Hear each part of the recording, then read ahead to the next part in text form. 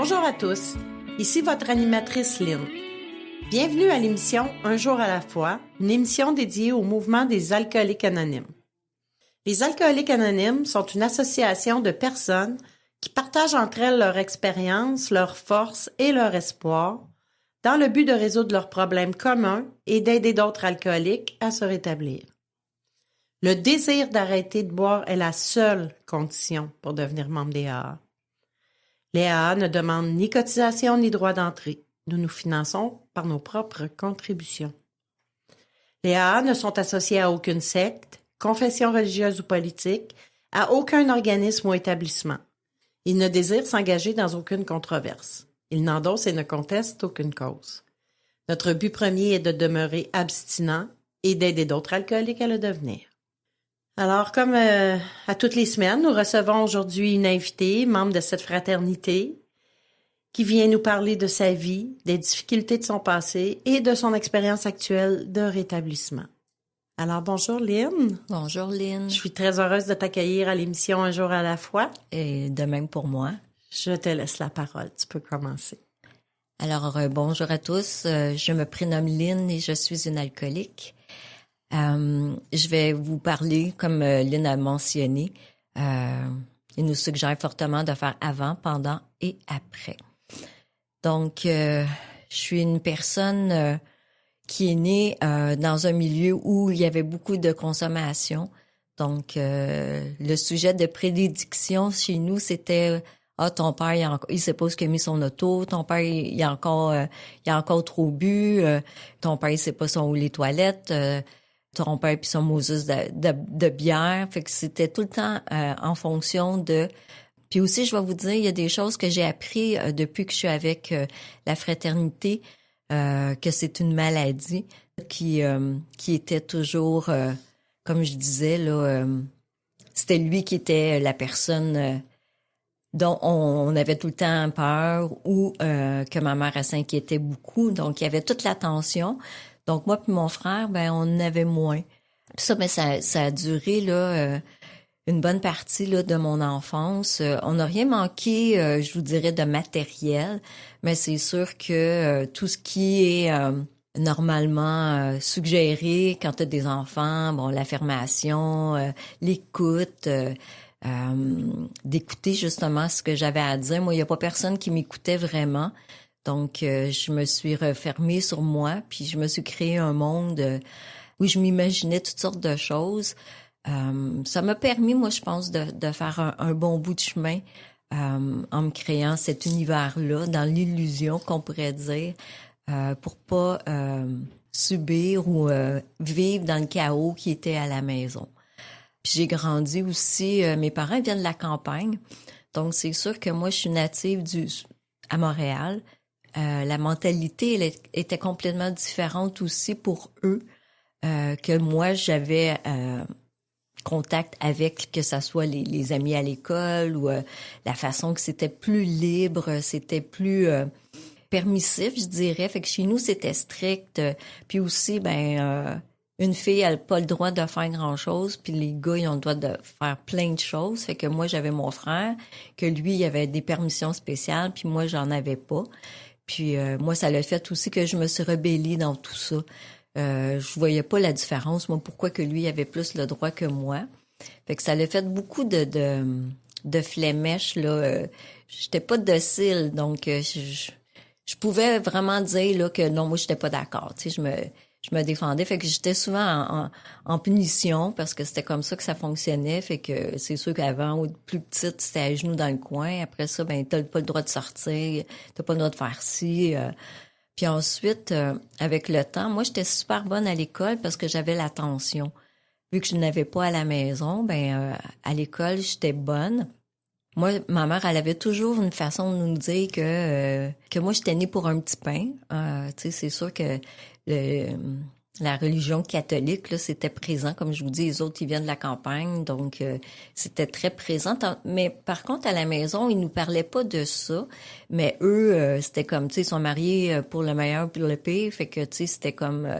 il y avait des choses que pour eux, il n'y avait pas eu le droit de le faire. Fait que moi, j'avais pas le droit. Donc, je comprenais pas parce que quand je demandais des explications... il y avait pas vraiment de réponse parce que les autres, ils ont continué à répéter ce qu'ils ont appris. Mais moi, j'étais curieuse, je suis encore curieuse, mais je voulais savoir, moi, le pourquoi qu'ils voulaient pas telle chose. Puis, par cette curiosité-là, moi, encore là, mon imagination était débordante.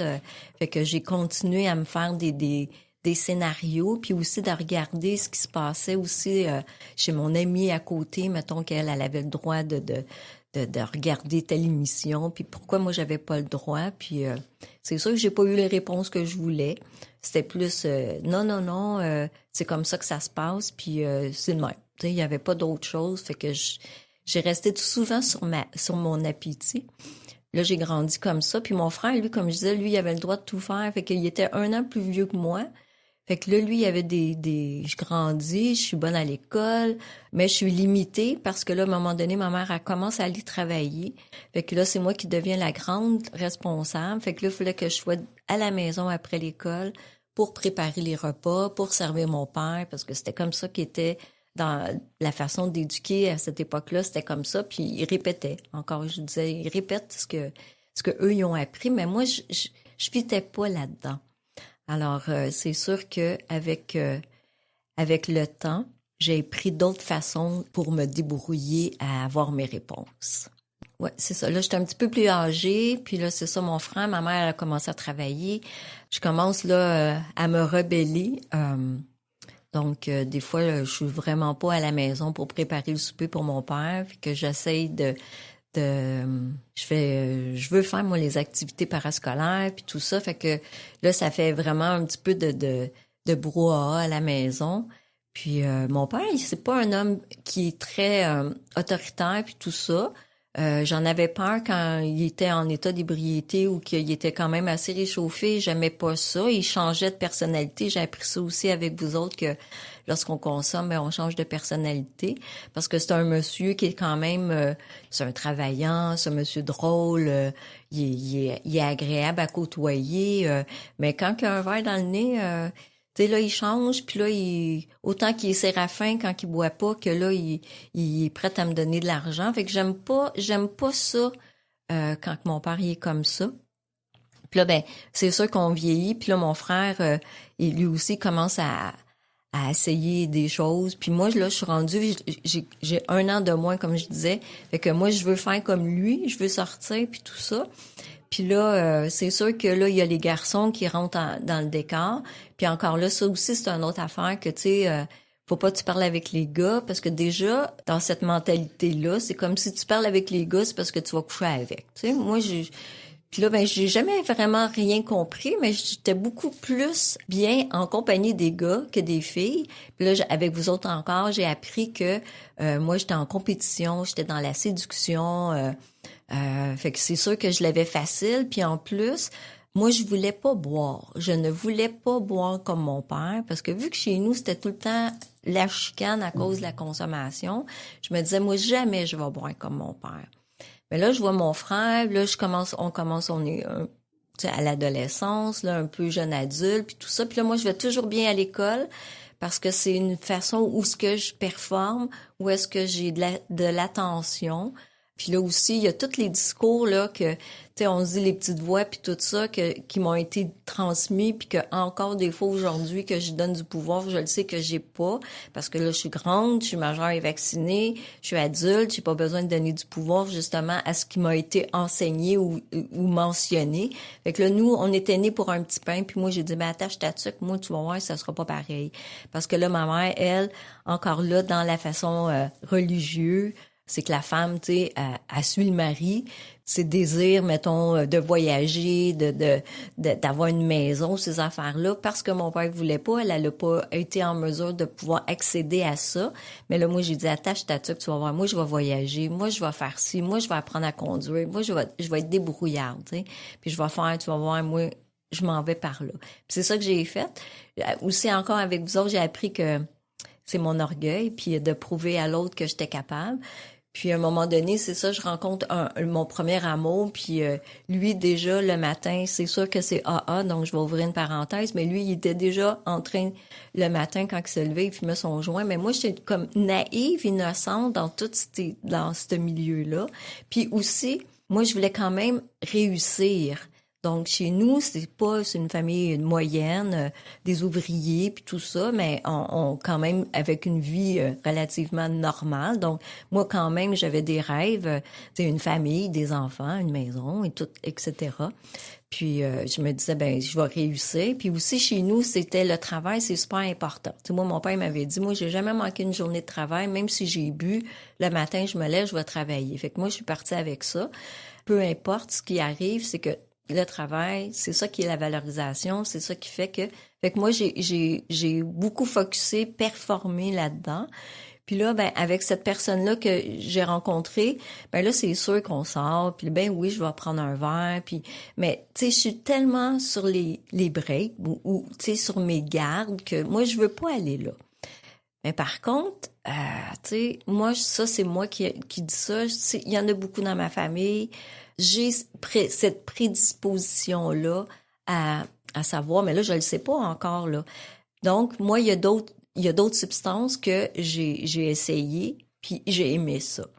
Donc, c'est sûr que c'est au début, hein, c'est une maladie progressive. Au début, c'est juste de temps en temps. Puis là, c'est sûr que l'alcool, elle rentre toujours à l'intérieur de ça, mais c'est pas problématique. C'est juste la fin de semaine. Je continue à l'école, j'ai réussi, j'ai trouvé un emploi, j'ai gravi les échelons, j'ai pas rien perdu, le matériel il était là. La seule chose que j'avais, c'est que dans cette relation-là, j'étais pas vraiment équipée. Je le prends, je le laisse, on se prend, on reprend, on le laisse. Mais je continue à habiter chez mes parents. Puis je suis partie de la maison, j'avais 26 ans. Premier contact avec l'alcool. Maladie progressive. On va voir où ça va nous mener. On va s'arrêter pour une pause publicitaire. On revient tout de suite. Ce dont je me souviens le plus souvent, c'est la solitude que je ressentais. L'isolement au milieu du monde. À la fin, je trouvais plus de plaisir à boire. Depuis que j'ai commencé à assister aux réunions des AA, je me sens revivre. Et c'est peut-être ce que j'ai vécu de plus important. Je m'aime réellement moi-même. Et c'est très bon. Les AA sont comme un miracle dans ma vie. Les alcooliques anonymes, ça fonctionne. Cherchez-nous dans l'annuaire téléphonique, dans votre journal ou sur aa.org.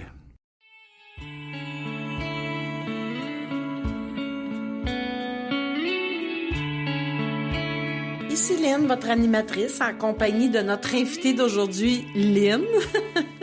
Nous sommes de retour à l'émission Un jour à la fois. Voici maintenant un court texte inspiré de la littérature AA, aujourd'hui tiré du gros livre et choisi par notre invité.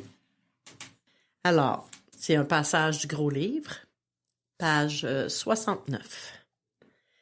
Égoïsme et égocentrisme, c'est là, croyons-nous, la source de nos problèmes. Animés par une centaine de sortes de peurs, déçus de nous-mêmes, ne recherchant que nos intérêts et nous apitoyant sur notre sort, nous marchons sur les pieds de nos semblables et ils réagissent. Ils nous blessent parfois, apparemment sans avoir été provoqués, mais invariablement, nous découvrons que dans le passé, nous avons pris une décision égoïste qui nous a exposés à être blessés plus tard. Nous sommes donc les principaux artisans de nos malheurs. Ils viennent de nous. Et l'alcoolique fournit l'exemple parfait de la volonté personnelle déchaînée. Même si la plupart du temps, il ne s'en rend pas compte. Avant toute chose, nous, les alcooliques, devons nous corriger de notre égoïsme. Sinon, il nous tuera. Et avec Dieu, c'est possible. Il semble souvent que seule son aide puisse nous libérer totalement de nous-mêmes. Nous étions nombreux à nous nourrir de toutes les convictions morales et philosophiques imaginables et nous aurions bien aimé pouvoir vivre selon nos principes, mais nous en avons été incapables. Nous n'avons pas non plus réussi à réduire de beaucoup notre égocentrisme par notre seul désir ou en comptant sur notre propre force. Il nous fallait l'aide de Dieu. Wow! Un très beau passage. Je vais te céder la parole, ma chère Lynn. Oui, c'est un passage là que moi, sais, parce que là, ils parlent plus de consommation, là. Ah, c'est correct aussi, oui, on arrête de boire, mais la vie, elle continue.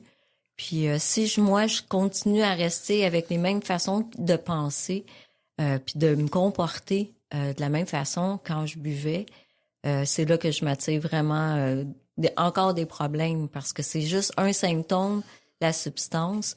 Donc oui, c'est bien d'arrêter, mais ça nous demande des efforts. Puis j'ai besoin de l'aide de cette puissance supérieure-là.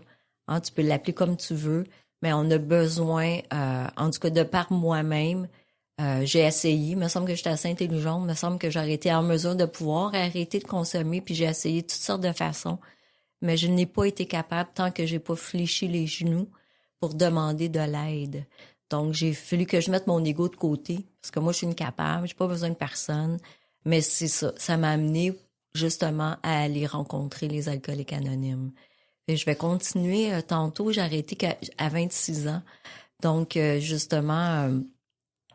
étant donné là que mes relations, tu sais, ça marchait pas, puis tout ça, tu sais, puis là je voyais que les connaissances que j'avais, parce que ça aussi c'est un des symptômes que j'ai appris, que de rentrer en relation d'intimité avec un autre être humain, c'était aussi une problématique là qui est pas dans la majorité, mais des alcooliques, mais la plupart, là, en tout cas, moi, je peux dire ceux que je connais puis tout ça, on a eu des problèmes ou que j'ai des problèmes aussi à me connecter, à me dévoiler, à me dire auprès d'une autre personne. Parce que quoi? Parce qu'encore là, dans ma tête, je peux m'imaginer plein de choses parce que je suis pas sûre. Moi, j'ai aussi compris que j'avais un gros manque d'estime, même si j'ai une personne qui est assez... déterminée, fonceuse, que j'ai quand même très bien réussi à l'intérieur de moi, tantôt comme dans le passage, là, toutes ces peurs-là, mon orgueil, mon ego, appelle-le comme tu veux, me fait en sorte que je l'ai pas montré que j'étais remplie de peur, que j'allais au-devant, puis je te disais, tu vas voir, je vais te le montrer que je suis capable. Fait que c'est sûr que ça m'a amené dans des situations qui étaient pas le fun. Puis là, je disais aussi, tu sais, étant donné que moi, je voulais pas... être une alcoolique comme mon père, ben c'est sûr qu'il y a d'autres substances qui est rentrées en ligne de compte. Puis là, ben c'est sûr qu'en voyant les gens autour, que là, eux commençaient à être en relation, en couple, il y en a qui commençaient à avoir des enfants, puis tout ça. Mais moi, ça fonctionnait pas. Fait que je me disais, ben là, je pourrais pas rester toute ma vie chez mes parents. Fait que là, j'ai décidé j'avais un très bon emploi. Comme je disais tantôt, le matériel, c'était pas un problème. Fait que j'ai décidé de quitter la maison, d'aller prendre un logement pour moi toute seule. Puis là, c'est sûr que là, ça l'a ouvert une porte. Hein? C'est une maladie progressive. Puis là, ben déjà, à cette période-là, j'aurais été mûre pour venir dans une fraternité X. Là, je paranoïais, j'étais chez moi. Puis là, je me disais, mais voyons donc, je peux pas continuer à vivre comme ça. Puis comme je vous ai dit, le travail, c'est important. Fait que là, moi, la fin de semaine, c'est sûr que c'était comme une autre personnalité, une autre vie. Mais je fallait pas que je manque trop souvent le travail. Puis encore là, toutes les raisons étaient que c'était jamais parce que j'avais fêté trop la veille ou peu importe. Donc ça l'a fait un bout jusqu'à temps que justement, là, je me disais, ben voyons donc, je peux pas continuer comme ça. Là, l'alcool était quand même là, mais comme je vous dis, c'était pas ça qui prédominait. C'était comme ma double vie qui prenait beaucoup d'espace. Là, je me suis dit, ben voyons donc, ça peut pas être ça ma vie, ça peut pas être ça. Tu sais, j'avais des questionnements, mais jamais j'aurais pensé de mettre ça parce qu'à cause que c'était cette double vie-là qui était, c'était de la faute des autres. C'était bien plus facile de dire que c'était la faute des autres ou c'était juste parce que j'étais pas assez chanceuse ou parce que c'était, peu importe la raison, là. C'est sûr que cette substance-là qui m'a amenée, comme je vous dis, dans un monde de paranoïa, ben de moi-même, j'ai dit ben là je peux pas continuer comme ça. Puis là déjà moi, c'est sûr que c'est pas la religion, c'est un mode de vie spirituel. Puis j'ai demandé s'il y a quelque chose à quelque part qui est plus grand ou qui pourrait m'aider, ben fait qu'il se passe quelque chose dans ma vie pour que ça change. Puis, comme je vous dis, c'est sûr que là, tu sais, je rencontrais des gars, puis tu sais, ça durait jamais bien longtemps. Puis, je me disais aussi que si moi, à 30 ans, j'avais pas d'enfant, j'en aurais pas, puis tout ça. Puis là, ben, finalement, j'ai rencontré quelqu'un, puis là, je lui ai dit, ben moi, je me protège plus. Tu sais, il va falloir qu'on se protège, puis il y a qu'advienne que pourra. Puis s'il se passe quelque chose, ben tu sais, je vais le prendre, puis on verra qu'est-ce qui va se passer. Tu sais, t'es au courant, puis tout ça, puis qu'est-ce qui arriva. On s'est pas protégé une fois, puis je suis tombée enceinte. Fait que moi, ça l'a fait en bonne pensée alcoolique. Ah, mais c'est ça ma raison d'être, tu sais, c'est d'être... je vais m'occuper de cet enfant-là. Fait que donc, vu que j'avais ma job, j'avais tu sais, mon appartement, j'étais quand même, tu sais, financièrement, puis tout ça, ben je me suis dit, ben OK, je vais m'en occuper parce que là, comme vous entendez, c'est sûr que le père biologique, ben là, lui, il dit, ben là, moi, je suis pas prête à ça, puis tout ça. Fait que moi, j'ai décidé de garder cet enfant-là pour que ça devienne ma raison de vivre. Puis moi, je veux garder cette histoire-là, c'est mon histoire pour dire que c'est pour ça que je suis encore ici aujourd'hui, parce que pendant les 5 premières années de sa vie, encore là, tu sais, on peut dire que je suis une alcoolique périodique ou peu importe, mais j'ai pas consommé parce que tout c'était en fonction de cet enfant-là. Donc, j'ai pris mes responsabilités, puis tout le tralala qui vient avec. Puis moi, ça faisait bien mon affaire parce que elle était dépendante de moi. Donc, c'est sûr qu'aujourd'hui, je peux dire que, tu sais, je l'ai utilisée. Tu sais, c'était comme... Il fallait qu'elle m'aime, tu sais, à tout prix, puis elle avait besoin de moi. Donc, en bonne dépendante, ben c'est sûr que c'était pas bien, mais c'est ça qui s'est passé pareil. Puis à un moment donné, mais j'étais tannée de jouer amère, hein. C'est sûr que là, encore là, l'idée, ben là, j'aimerais ça, rencontrer quelqu'un, puis, tu sais, de continuer.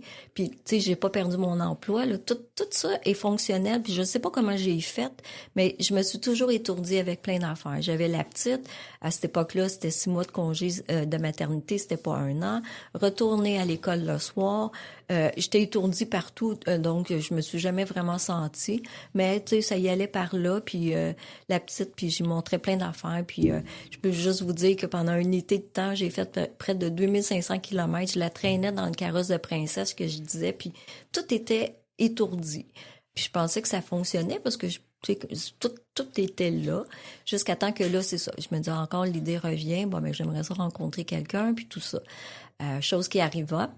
Donc, je rencontre quelqu'un que lui, il a la garde de sa fille. Donc, ça fait une famille reconstituée. Lui, c'est un homme d'affaires prospère. On décide, ça a pris 8 mois, change de job. Les 2 filles deviennent des bonnes amies. C'est ma grande sœur, ma petite sœur. On aménage dans une maison. Tu sais, là, fait que la belle carte postale, elle est là, la maison, les 2 voitures. Tu sais, matériellement, tout paraît bien, puis tout ça, tu sais. Mais là, il y a beaucoup de... C'est pas des congrès comme je connais aujourd'hui avec les alcooliques anonymes, mais il y a beaucoup de 5 à 7, des dégustations de ci, des dégustations de ça. Puis l'alcool, c'est insidieux. Mais là, l'alcool, elle est souvent présente parce qu'on a des soupers. Fait qu'il y a de l'apéro, il y a ici, les ça. Donc, tranquillement, progressivement, ben là, prends un verre pour se récompenser le vendredi. Là, ça va bien, reçoit les gens. Fait que là, je suis devenue une très grande spécialiste de tout ce qui est les accords mets-vins ou entre les deux, ma bouteille quand je suis en train de cuisiner, le digestif après et tout ça.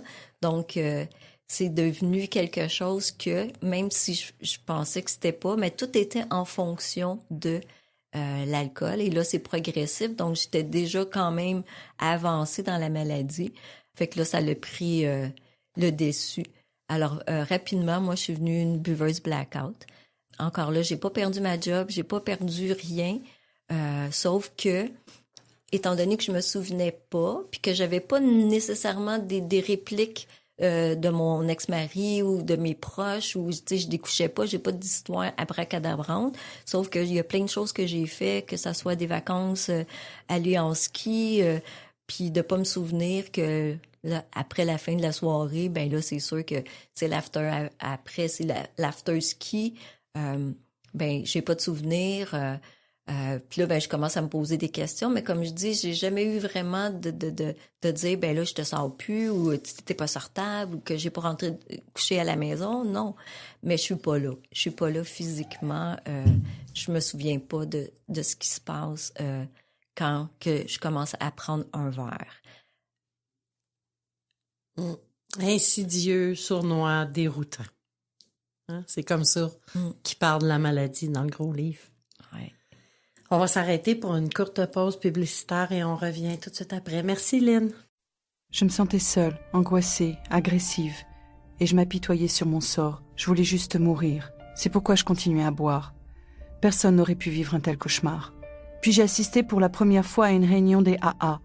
À mesure qu'elle se racontait, j'ai découvert que toutes ces personnes avaient connu le même enfer. Je n'étais donc pas la seule. Elles m'ont aidé à cesser de boire et m'ont redonné le goût de vivre. Les alcooliques anonymes, ça fonctionne. Cherchez-nous dans l'annuaire téléphonique, dans votre journal ou sur aa.org.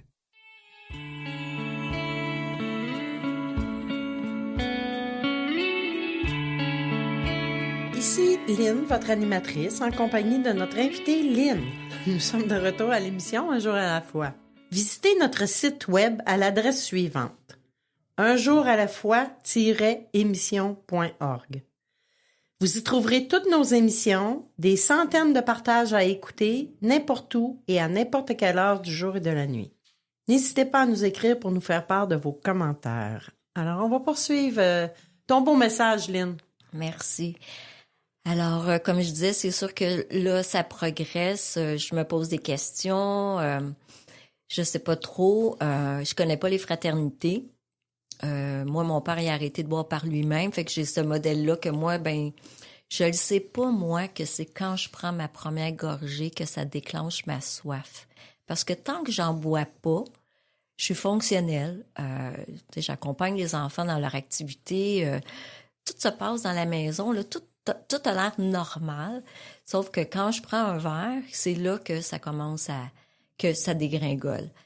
Alors, juste pour vous raconter une couple d'anecdotes en tant que alcoolique, suite à ma rencontre avec cet homme-là, donc on est une famille reconstituée, puis tout ça, puis on se dit, bon, on s'est jamais marié ni un ni l'autre, puis tout ça, fait que on se dit, ça serait le fun, donc je décide de suggérer que moi, je veux pas marier le soir, je veux pas avoir un bar open puis tout ça.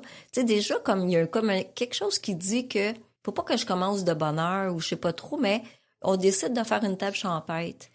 Fait que là, on se marie dans l'avant-midi, mais on s'en va dîner. Donc, qu'est-ce que vous pensez qu'il y a sur la table? On sert du vin. Donc, moi, je le sais pas que ça me déclenche. Donc, je me souviens pas du reste de la journée. Je me souviens pas de ma nuit de noces. Donc moi, c'est ça, je me souviens pas. Puis mon ex-mari, il me dit pas nécessairement des affaires, puis je sais pas s'il veut pas me contrarier ou ce que lui non plus, il sait pas trop. Fait que j'ai pas, puis moi, j'ose pas demander, c'est sûr. Fait que ça, j'ai des exemples comme ça. Tantôt, je parlais qu'on allait en ski, une fin de semaine en ski avec un couple d'amis, avec les enfants. On fait du ski toute la journée, c'est le fun. Le soir, on commence, bon, OK, en préparant le souper, commence à prendre un verre. Puis là, le lendemain matin, un des enfants me dit, c'est toi, Lynn, un matin, qui a pris, t'as tout pris les commandes hier soir pour préparer les déjeuners. C'est toi qui as la liste, c'est toi qui le sais. J'en ai aucune idée. De ce qui s'est passé. Fait que c'est pas, des choses catastrophiques ou dramatiques, mais c'est dans la réalité de tous les jours, dans ma vie de tous les jours qui arrivent des situations comme ça. Fait que là, même aller dans le sud, encore là, j'ai osé demander à ma fille, y a-tu quelque chose que tu peux te rappeler que j'ai fait? Ah oui, maman, t'as fait tomber le rideau de douche, c'était tellement drôle. Puis, fait que si j'ai pas tu sais, j'ai pas de mérite, là, mais tu sais, ou ils veulent pas me le dire, je sais pas, mais j'ai pas rien que je peux vous dire que ça a été catastrophique. Merci, tu sais. C'est sûr que, tu sais, j'ai été protégée dans toutes ces affaires-là. Là, je m'aperçois que même une autre affaire cocasse qui m'est revenue un peu plus tard quand j'étais avec vous autres, comme je vous disais, avec mon ex-mari, il y avait beaucoup de sorties pour le travail, des levées de fonds, pour son travail à lui, puis tout ça, puis partie de golf et tout ça.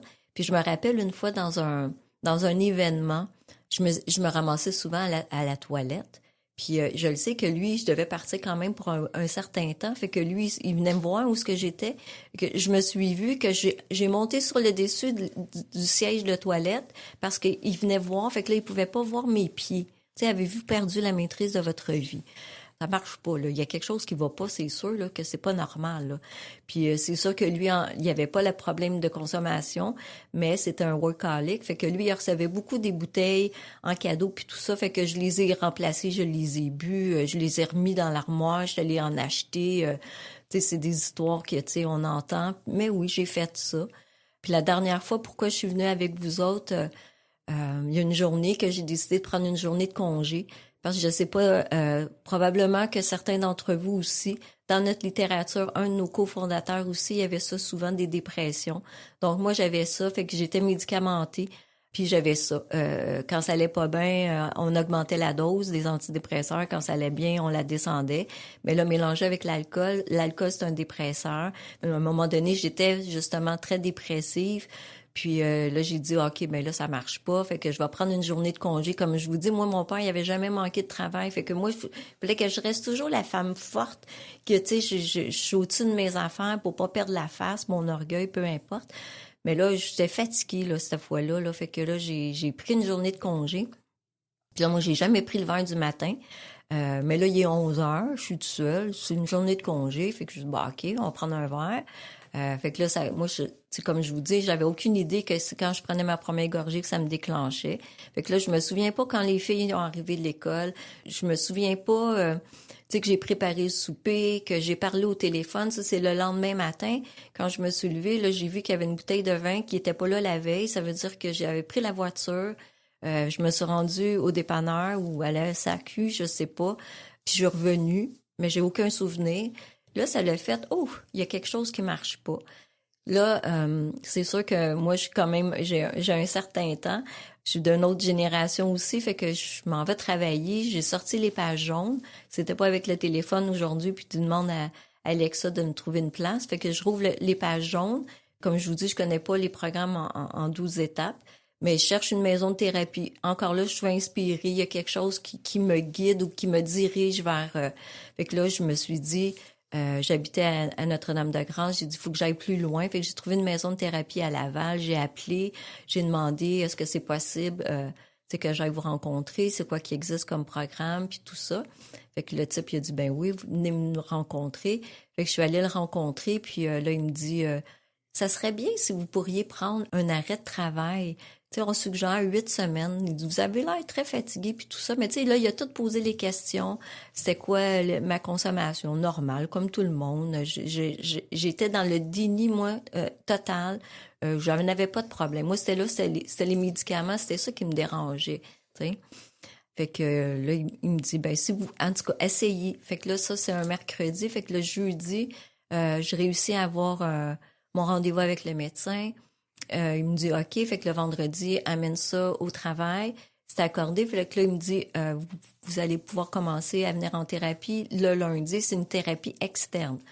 Fait que là, je m'en vais là le lundi matin, c'était comme si là, je sais pas, pauvre de petite moi, tu sais, c'est comme tout le monde là, il faut qu'ils s'aperçoivent là, que moi ça va pas bien. Tu sais, moi là, c'est pas une pareille là, je ne vais pas bien.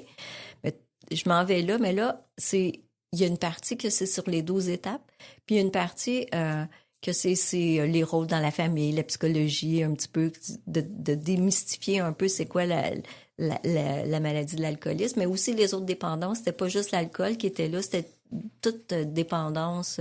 C'était un programme d'aide aux employés. Fait que là, je m'en vais là. Fait que là, lundi matin... toute piteuse puis tout ça, mais là, il commence à expliquer des choses. Puis là, il avait dit aussi, si vous êtes capable de vous abstenir de toute consommation, c'est au moins pour les 12 semaines de la thérapie, les premiers. Fait que si vous avez pas de problème, à part que si vous avez des médicaments puis tout ça, ben de suivre la posologie, vous arrêtez pas ça. Mais abstenez-vous si vous avez pas de problème. Moi, je me dis, OK, j'ai pas de problème. Ça, c'est le 1er décembre. Fait que je rentre là, il commence, j'écoute les choses, puis là, je m'aperçois là, que c'est toute la faute de vous autres, là, parce que c'est à cause de ma mère, c'est à cause de mon père, c'est parce que j'ai pas été écoutée, c'est parce que, tu sais, justement, les gens, ils croient pas, ou tout à part que ça puisse partir de moi. Là, qu'est-ce qui arriva, c'est que 2 semaines après, ben les premiers parties de Noël, ils ont commencé. Puis c'était le party des employés de mon ex-mari. Chacun apportait sa consommation. J'ai pas bu pendant ces 2 premières semaines-là. Je suis partie avec mes 2 bouteilles d'eau Perrier. Je suis arrivée là-bas, mais j'ai vu quelqu'un passer avec mon alcool de choix qui était le rhum et je me souviens pas de rien. Mais là, il y a une petite graine. Tu sais, on dit souvent quand tu vas dans une salle de meeting, même si tu n'as rien compris, il y a quelque chose qui se passe que si, tu sais, à notre insu aussi, autant que l'alcool, c'est insidieux, mais que là, il se passe quelque chose.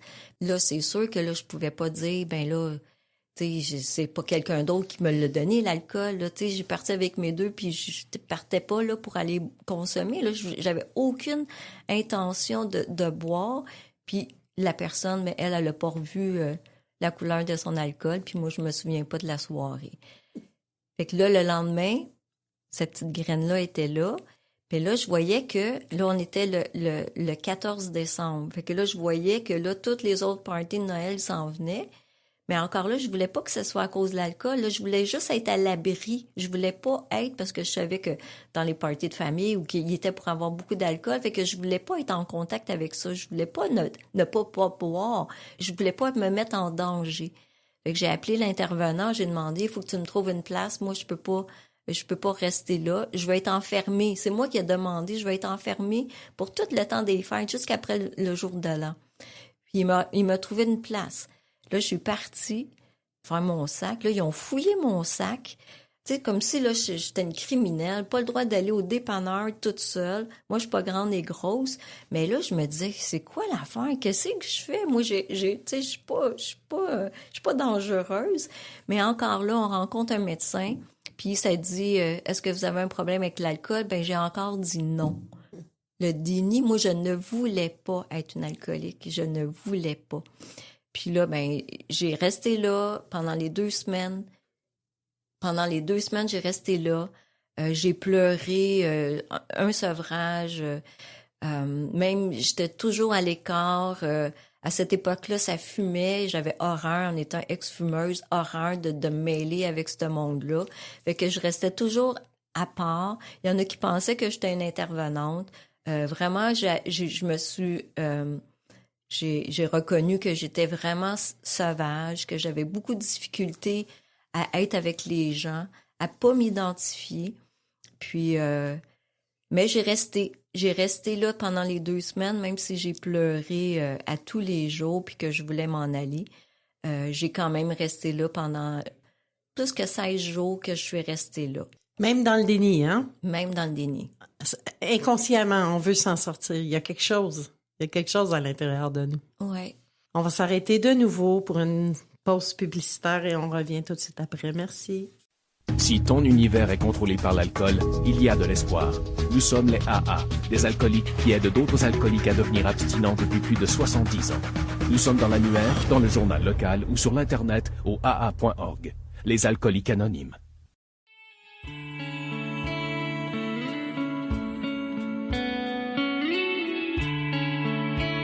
Ici Lynn, votre animatrice, en compagnie de notre invitée Lynn.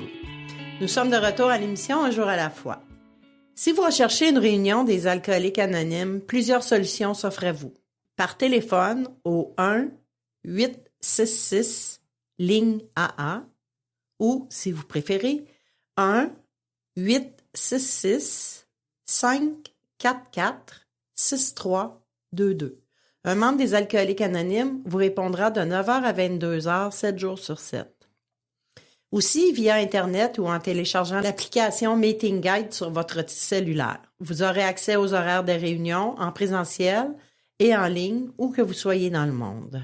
Alors, on va terminer ton beau message. J'ai hâte d'entendre la fin. Je te cède la parole. Merci beaucoup. Alors, à ma sortie de la maison de thérapie, je sais pas, moi, qu'est-ce qui s'est passé.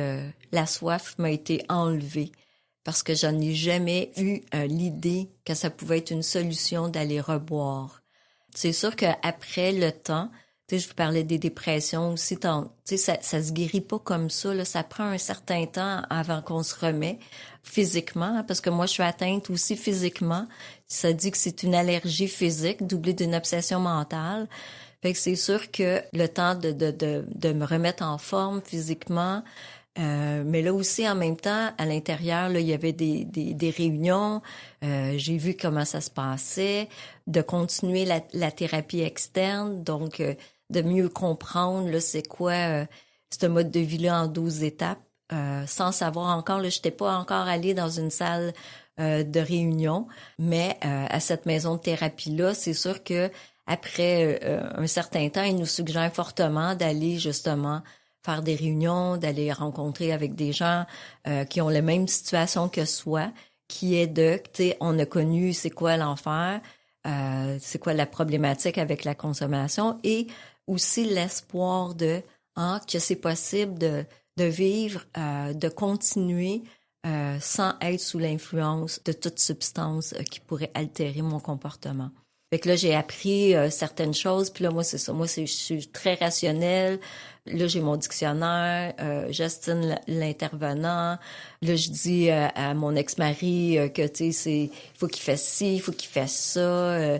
Tu sais, là, encore là, c'est loin de dire que moi, j'ai une part là-dedans. Encore là, j'apprends aussi avec vous autres que ça prend un certain temps avant de débrumer, de sortir de cette façon de penser. Tantôt, tu sais, dans notre lecture, l'égocentrisme et l'égoïsme, tu sais, ça nous tuera. Moi, à chaque fois que je lis cette phrase-là, ça dit que ça me parle plus d'alcool. Moi, j'ai même perdu la raison pour avoir raison, même à jeun. Parce qu'à jeun, j'ai fait des affaires, puis je sais que ça pourrait m'arriver encore. Que si j'essaye pas de mettre ce mode de vie-là qui nous est proposé gratuitement dans mon quotidien, ça me rattrape au galop rapidement de qu'est-ce qui se passe entre mes deux oreilles parce que là, c'est ça, c'est moi, mes idées farfelues. Puis ça a bien de l'allure, là, je peux t'expliquer ça, là, ça va avoir bien de l'allure, c'est bien logique mon affaire, puis là, ben, je vais réussir, puis je vais me convaincre. Mais encore là, ça le dit dans le petit texte, tu sais, que ces décisions-là peuvent m'amener plus tard à regretter. Je dois être vigilante tout le temps. C'est ça, cette maladie-là qui me fait croire que je suis pas malade parce que je me considère quand même assez intelligente. Puis, moi, je pensais que c'était sur le banc de parc, là, tu sais, pour s'en aller là. Mais non, ça prend pas ça. Tu sais, ça peut affecter monsieur, madame, tout le monde, là. Tu sais, moi, je suis une madame à la maison, travaillante, qui s'occupe de ses enfants, là, puis que c'était là quand même. Puis au fil du temps, ben j'ai voulu pour avoir là qu'est-ce que je voyais dans les yeux des gens. J'ai commencé avec une autre fraternité parce que j'ai suivi la gang de la maison de thérapie. Puis aussi en passant, tu sais, je disais chez nous le travail, c'est ça qui était valorisant puis tout ça. Le 12 semaines, c'est changé. J'ai été en arrêt de travail pendant 13 mois. Ça a été très dur sur mon ego. Puis aussi d'essayer de trouver tout le temps une excuse, une justification du pourquoi que, tu sais, il fallait que je passe par là parce que mon père, j'avais besoin de son approbation. Ben ça a été difficile parce que lui comprenait pas, parce que lui a arrêté de lui-même, puis parce que je vous ai pas dit que c'est sûr qu'après un certain temps, puis ça on apprend ça dans le gros livre, il y a différents types de buveurs, que lui il a eu une raison assez grande pour que lui permette d'arrêter tout alcool. Il n'y a pas de mouvement. Puis mon frère aussi, il est atteint de la même maladie. Encore là, il s'est fait prendre sur son travail. Donc, quand je vous dis c'est héréditaire, ben moi c'est un mal familial. Mais eux, ils veulent rien savoir du mode de vie des alcooliques anonymes. Puis là, ben j'ai essayé, tu sais, de leur parler. Puis je me suis vite rendu compte que non, je devais le faire pour moi. Ça a commencé parce que là, je dis mon ex-mari, donc j'ai eu à mettre de l'ordre. Oui, on a essayé de faire thérapie de couple, essayer de voir si on s'en allait dans la même direction, puis au final, ben non, chacun, on s'est en allé chacun de notre côté, fait qu'encore là, ben séparation. Mais ça, c'est tout dans le premier 18 mois de mon abstinence que j'ai passé, puis j'ai pas pensé à consommer. Séparation, les deux filles pouvaient pas demeurer ensemble parce que Audrey, ben, est avec son père, c'est lui qui a la garde légale. Ma fille, que c'est avec moi, fait que ma fille, elle m'en a voulu. Elle était très, très en colère, que c'était moi qui brise ça, la situation familiale. Fait qu'elle m'en a fait voir de toutes les couleurs. Elle était rendue adolescente. En tout cas, fait que là, j'avais encore pas trop de temps à travailler sur moi ou à me regarder parce que là, j'essayais de tenir les pots. Encore là, j'ai compris que d'en parler quand j'ai commencé à faire du meeting, d'en parler, que c'était ça qui m'a aidé à passer au travers parce que je n'ai pas consommé. C'était pas facile là, de reprendre le contrôle. Quand je vous dis, j'avais ma culpabilité avait fait en sorte qu'elle avait le contrôle complètement sur moi, parce que moi, je voulais qu'elle m'aime à tout prix, parce que c'était ma raison de vivre, mais elle, c'était pas ça, pas en tout qui se passait. Fait que là, il a fallu que j'apprenne à reconnaître. Puis quand j'ai pris la décision, parce que c'est sûr que là, j'ai pas parlé des étapes, mais à la 3e étape, il nous dit, nous avons décidé. Quand je me sens à l'aise avec une décision, que j'admets que je perds la maîtrise de ma vie, que là, j'avais une situation incontrôlable, j'arrivais chez moi, j'avais pas le contrôle de rien, même pas de la télécommande, c'est elle qui avait tout parce que je voulais qu'elle m'aime, je voulais pas qu'elle soit fâchée après moi, fait que j'endurais des choses inacceptables, mais là, à un moment donné, quand on échange, puis que là, les gens me disent, fait que là, j'ai appris à demander qu'est-ce que je devais faire différemment, puis j'ai accepté qu'elle vienne, qu'elle ne m'aime pas, qu'est-ce qui était important pour moi, c'était le respect. Le respect de moi, puis que je le sais que maintenant, si moi je me respecte pas, ben je peux pas demander à l'autre de me respecter, de mettre des limites, de mettre des conditions, des règles, et qu'elle en vienne à suivre ces règles-là. Alors là, je connaissais que je suis allée chercher de l'aide pour moi, mais là, je suis allée chercher de l'aide aussi avec les intervenants pour elle, puis qu'on puisse être en mesure de pouvoir parler, parce que c'était la communication qui avait un gros problème. Mais de fil en aiguille, en continuant dans les fins du meeting, en prenant de l'assurance, en ayant une marraine, moi j'ai pris ça tout de suite. Mais tout ça m'a permis justement de construire, de continuer à grandir à travers ça, même si c'était difficile.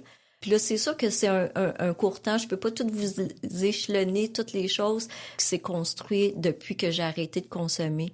La réconciliation avec mes parents, parce que moi, j'avais arrêté de voir ma mère. Avec ma fille, ça s'est bien terminé, puis c'est super bien aujourd'hui.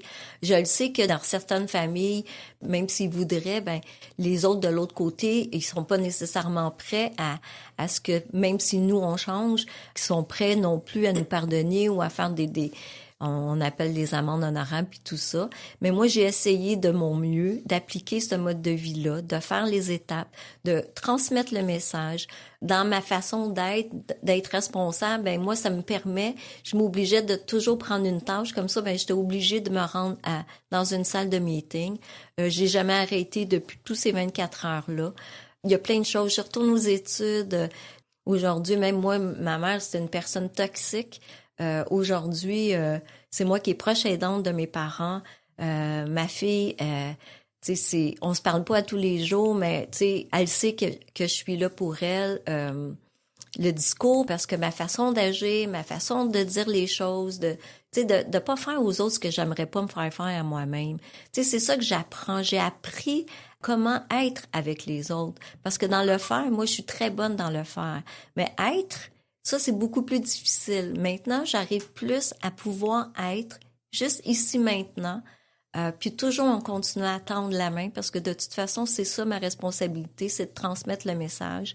Puis je pourrais vous raconter aussi dans le service, c'est beau dans une salle de meeting, mais si on sort d'une salle de meeting puis qu'on est le moindrement curieux, il y a plein de choses qui se passent à la région, dans les comités. AA, c'est grand. Moi, je l'ai tatoué sur le cœur. Je pourrais pas ne pas être avec AA. Puis j'espère que je vais continuer à aimer encore. Puis, il y en a qui disent, mais pourquoi vous continuez après tout ce temps-là? Mais parce que la maladie est jamais loin. Parce que moi, c'est une maladie incurable. Et j'ai besoin d'être avec des membres qui vont me comprendre parce que ça peut revenir assez vite si je suis pas dans mon mode de vie et si je suis pas de donner la main à cette puissance supérieure-là qui m'aide à chaque instant de mon quotidien. Alors, j'espère que j'ai pu donner espoir parce que c'est ça le but, mais c'est possible.